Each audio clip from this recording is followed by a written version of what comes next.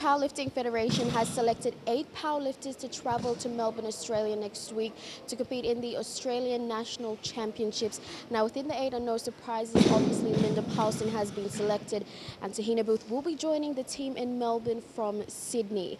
Now, President of the PNG Powerlifting Federation, Raymond Haoda, is backing the team to do exceptionally well against their Oceania competitors.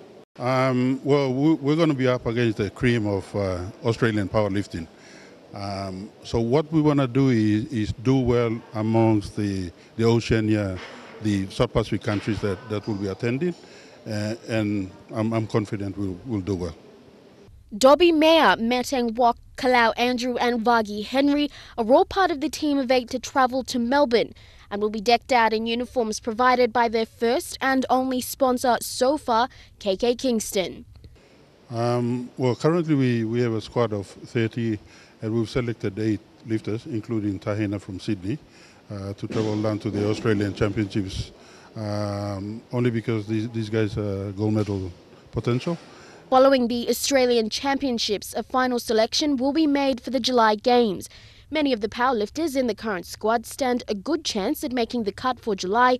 However, there is some uncertainty on Tahina Booth's qualifications for the Pacific Games. For her to compete for PNG, there's a bit of question mark, but the authorities management will dwell on that. As gold medalist potentials for the 2015 Pacific Games, Raymond wants the team to gain as much experience and exposure before peaking in July. The squad that we've selected, their performances over the past few years and recently in the national titles speak for themselves. They prove that they should be on the team. So maybe a couple of places.